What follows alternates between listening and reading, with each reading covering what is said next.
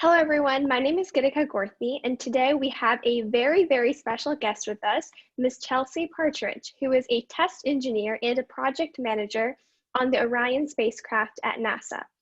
During our conversation today, Ms. Partridge will discuss her journey to lead to who she is today. Welcome, Ms. Partridge. Thank you so much for taking some time out of your busy schedule to talk to us today. Thank you. I'm so happy to be here. First, before we kind of get on to how you became who you are and how you ended up working in the space industry, I would like to know more about your work. Could you please give like a small description of the Orion spacecraft and its purpose? Sure. So as you mentioned, I'm a test engineer. I work on the Orion spacecraft for Lockheed Martin, which is the prime subcontractor to NASA. And I've been working on this spacecraft for 5.5 years. And I've just had the time of my life doing this. This has been my absolute dream. A little bit about test engineering. We test the spacecraft. We figure out how the spacecraft works, and then how you get to figure out how you test it in the way that you need to meet the requirements you're trying to satisfy. And it is a lot of fun, a lot of writing, a lot of problem solving, oftentimes troubleshooting, but it's a ton of fun. I enjoy it. I've worked primarily on things like fluids and pneumatic systems. I've worked on the potable water system, the windows, the side hatch, but actually a ton of different systems. And what Orion is, what it's for, its purpose is to take humans back to the moon and to deep space, to places like Mars. And its goal is to take the first woman to the moon and the next man by 2024, at least that's the current goal. And it's really the only current capsule designed with that deep space capability. And it's just so exciting to me, especially when you think about that no woman has gone to the moon. I know. It's this spacecraft that's going to do it, and I've got an awesome opportunity to work on that. I know, it's amazing. I'm so excited to see the first woman get them in, so it's really crazy. Yeah, and they just announced the astronauts for the Artemis program, and I think it was 18 astronauts, 9 men, 9 women, and it will be one of those women that'll be the first. Wow, that's crazy to think about how progressive we've become. Mm-hmm. So before we get into understanding more about how you got to work on the Orion spacecraft, I would like to know more about your, I guess you kind of explained your role and job as a test engineer, but how did you kind of get into your role and job? Yeah, so I just applied online. I went to the University of North Florida in my hometown of Jacksonville, and I studied mechanical engineering and minored in mathematics. And I had decided when I was in high school that I wanted to work at the Space Center.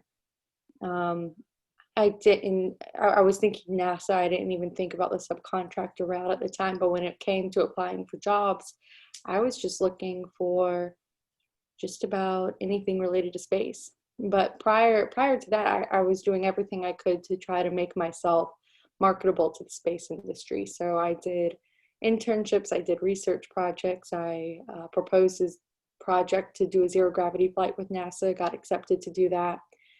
So there was a lot of maybe sometimes too much effort, but I really wanted to get down here and work here. Yeah, so it shows your passion. Yeah, I've been very passionate about it. I've loved space ever since I was a kid. And yeah, I literally just applied online. Thankfully, I got an interview, and because when I saw the job posting, I was like, that's it. That is the job I want. That is the job. And I didn't even know what test engineering really was. That's not something you major in when you're in school. But it just sounded so cool. And it is. I think it's the most fun, even though I'm moving into doing more like a project management role now. I think test engineering is probably the most fun I'll ever have in a job. Yeah, I know. And when you were talking about that, I have like a bunch of questions that kept popping into my head. I think the one that most people are probably curious of is how do you work in a virtual setting, or do you go to an office space where you work, or now that because of COVID, do you work virtually? I do not work virtually. I do Oh, work still on site.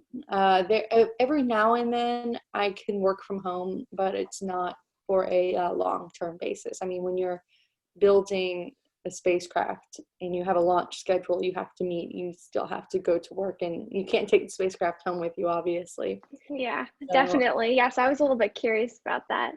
And you were also mentioning many internships and like a lot of effort that you put in. So was there like one specific experience that you've had, or a specific teacher or a mentor who kind of, it just like, if your interest was here, it kind of like jumped up really high because of a certain experience for you? yeah, there were a few of those moments in my life, particularly when I was in high school. So ever since I was a little kid, when I was 5 years old, is when I fell in love with space. But I never really enjoyed or thought I was good at math for most of my childhood.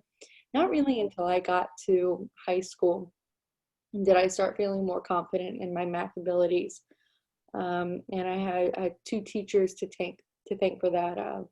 My math teacher, Mr. Carlson, and my chemistry teacher, Coach Ankayan, and they were both very influential on my love. At the time was initially physics, and then a few things kind of came together all at once. I had, with their help, I had really started getting more into math and physics. And then my mom had found this program online called NASA Inspire, which was designed for high school students to get involved and learn more about the main pillars of NASA. So your aerospace, your aeronautics, physics, things like that. And if you did online activities, you would earn points. And then if you earned so many points, you could apply for a summer opportunity. Well, I started this in my junior year of high school, and the junior and senior year opportunities were high school internships with NASA.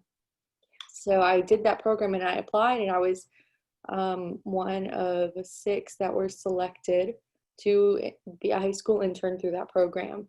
And at the time, I had really only thought about physics as an opportunity. I had never really thought about engineering. I didn't know like a lot about engineering. I didn't know any engineers.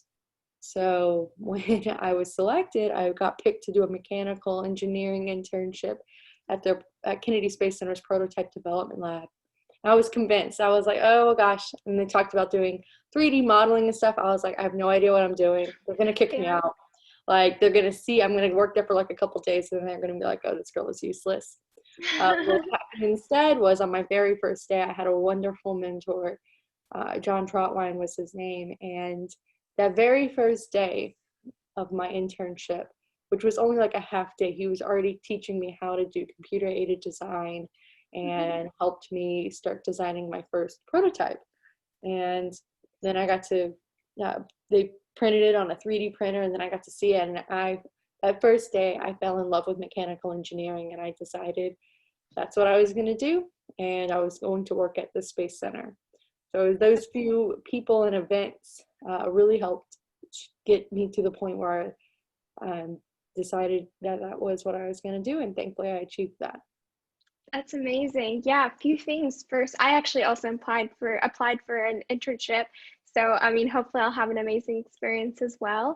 Obviously, because we're virtual, it's a little bit different, but hopefully I still get that opportunity, because I feel like if you actually work and do a project, you realize how much you get, like so many like a new vision or like a new idea of the different opportunities there. For example, I was talking to an optical technician earlier, and she works at NASA, and she was saying she didn't even know anything about optics till she did an internship at NASA, and that's her career now.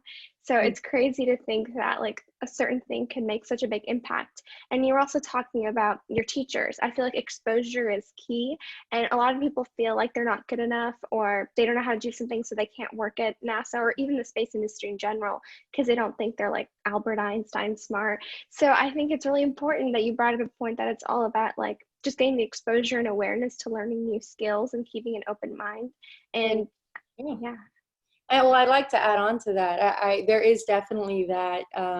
idea that you have to be some kind of genius or have like the best GPA to get to NASA, or I shouldn't say NASA, to the space industry. And I'll definitely say that it's not been everyone's experience. There are some like that that do, but I mean, I know people that, my husband, for example, and one of my friends who works in mission control, they were the type of people that just were persistent in their studies, and maybe they didn't have the highest GPAs, but they they got their degrees, they didn't give up, and they had such a passion. And you'll find that, at least it seems like in my experience, there are some companies that weed you out based on GPA just because they get so many applicants. But if you have a passion for it, that tends to be something I think that's considered as well. And I know people Definitely. that if they apply and they don't give up, all the ones I know that keep applying, they eventually get there. Yeah, 100% agree. I feel like always passion is really key and important. And it's also important to remember that you don't have to be stigmatized, or like you don't have to be a certain person or really good at physics or really good at engineering or math to be a part of NASA. I feel like there's so many wide variety of jobs and skills that are needed, whether it be from marketing all the way to artistic abilities to design. I feel like everything is really important. So yeah, definitely, I agree with your statement. Yeah, you don't Um, have to be an engineer either, like you said. I mean, there's lots exactly. of there's a role for everyone, anyone, as long as that's what they want to do. Exactly. Yeah. So one day I would also potentially like to work at NASA or a space company. And so I was always like, I'm always curious to see people who do work in the space industry when they identified their passion or when they knew like, oh, this is really what I want to do. I know you were interested in space ever since you were 5, but you really didn't get that click till high school, I think, after you took physics, right? So is that kind of when you knew, or what was there like a changing point where you're like, I want to be in the space industry? Yeah, so for me, it was, well, for the space industry, it was when I started doing that NASA Inspire program. And you all might see my dogs in Yeah, the it's so adorable. background. Sorry in advance if they whine and talk a No little. worries at all. But so I decided I wanted to go into the space industry when I was in 10th grade. And I hadn't actually taken a physics class until until later, but I had started reading about physics and stuff. And I was just reading, and I was like, yeah, I think I could. My thought process at the time was I either want to be a particle physicist or I want to be an astrophysicist and work in the aerospace industry. But it wasn't until I had that internship that first day of that internship and I started 3D modeling for the first time, that's when it clicked in my brain that I'm going to be a mechanical engineer and I'm going to work at Kennedy Space Center and nothing's going to stop me from doing that. Amazing. What degree or what was your major? Mechanical engineering, and I Okay. minored in mathematics, which is funny because I did not like math for most of my life. I ended up being a math tutor and minoring in Okay. mathematics, and now I'm an engineer who almost never uses math at her job. How Yeah. how sometimes how little math you actually use when you actually become an engineer.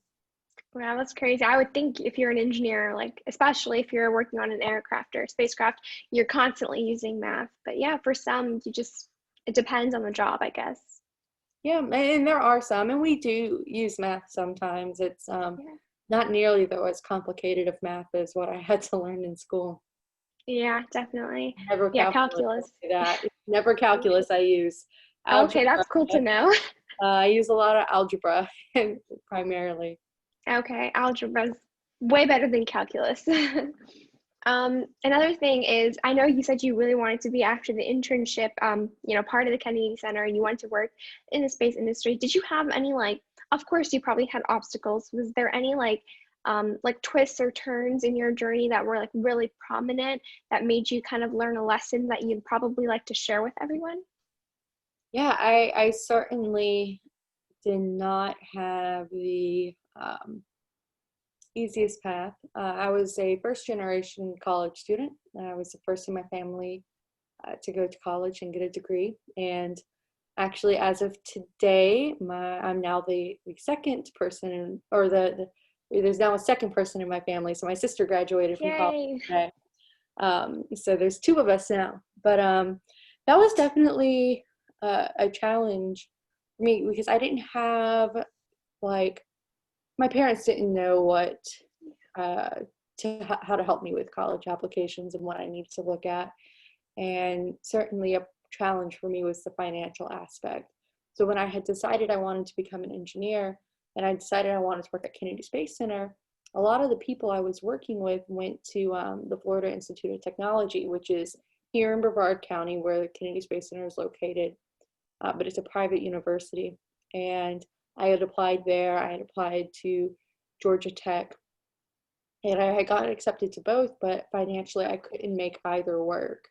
So I ended up going to the University of North Florida initially.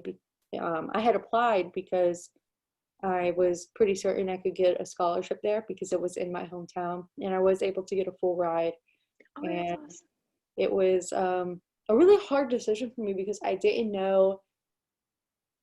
University of North Florida doesn't have an aerospace program, and so I didn't know if going there was going to be the right choice for me because like I said, I didn't know anyone who had gone to college. I didn't have very many people I could ask these questions of, but I decided that since I had a full ride, I'll go there. And if I can't get into the space industry, then I'll go to Florida Tech or someplace for my master's and then get into the space industry that way. So that was my thought process when I was like 17, 18, applying for its colleges. So I ended up going to the University of North Florida, and even though it wasn't my first choice when I was 17 or 18, it ended up definitely being the best choice for me. I got the school environment worked out really well for me, but it was still a challenge for me because it was just in engineering school. It's hard for anyone. If you persevere and you stick it out, I truly believe anyone can make it through engineering school, but just not knowing very many other people that were doing it. A lot of the people I went to school with had parents who were engineers and knew that was kind of what they're always going to do. And I still had a lot of, little bit of imposter syndrome going on, and just a bit of difficulty with feeling out of place a little bit because even though I felt like we had a pretty good mix of women and men, at least compared to the environment I work in now. Just felt a bit alone a little bit. Intimidating almost. Yeah, but it worked out really well because I was at a university that was smaller. I got to know my professors really well, and I was able to kind of do my own research and do my own thing, which then when I was applying for jobs in the Space Center, I had accomplished some of the same things that people at the big schools do, but the difference was I had to create those opportunities myself. The university didn't already have them in place since there was no aerospace program. And I loved the school. I really enjoyed my time there. But it was definitely a struggle. And, but yeah, I made it through and Yeah. graduated and achieved what I was out to achieve. Definitely. I feel like that's really inspirational because I feel a lot of people believe, oh, because I'm a woman or I'm a first generation college student, or they just feel like there's so many factors that weigh them down, not being able to achieve what they want to do. So it's really nice to see someone who's so strong to like go after their dreams and to be confident. And I know it's definitely hard to choose between like Georgia Tech, which has an amazing aerospace program, but a college that gives you a free ride. So I feel like the weighing the decisions, especially when you're the first generation college student. So I definitely applaud you for that. I think that's amazing. And also you were saying about women in space. I know this is like a part of my like series. The thing that I'm trying to stress is that space is for everyone, Yeah. regardless of your like gender, age, race, your economic status. I feel like every single person needs to know that they can be a part of space. They don't need to be part of this like certain group to be a part of it. And you saying how you don't have to be a male to be a part of space. You don't, I feel like we're starting to find research that even shows that women are better suited for space travel. And, we're doing so much more research and we're having more inclusivity now. I think it's really important that we're changing times and becoming better, and for everyone to know that they are, they do belong in space and there's no need to feel intimidated. So I Yeah, definitely, I agree 100%. And I know so many people that they do kind of become intimidated a little bit. Not, I should say students, really. Like when I go and I talk to students, particularly young women that had very similar experiences to me, where they don't think they're good at math, so they can never end up with a job in the space industry. And I was like that too. And there was a time where I really struggled with math, and you just kind of have to decide to persevere and that you are going to kind of overcome these challenges. Um, yeah. I really truly believe space is for the world is for everyone. I mean, I don't think I mean, we're talking about the context in space, but I think anyone can do anything Anything. that it is Hmm. they want to do and they set their mindset to. Yeah, I important believe statement. it. Anyone can do anything. It's just important. Yeah, 100%. And to kind of like wrap things up in a more like space talk, I wanted to ask you something that excites you in your space industry. Because I know there's so many things going on, so it's obviously hard to pick one, but I guess like what excites you the most?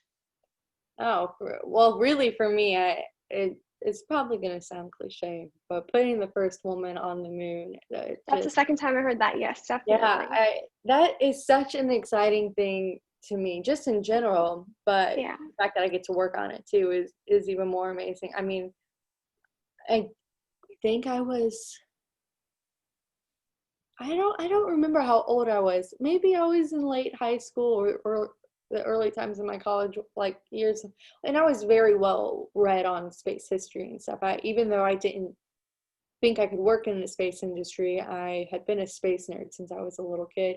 But it didn't dawn on me until I was much older that there hadn't been a woman that had been on the moon. I was like, wait a second, It's that's kind of crazy. mind blowing. Yeah.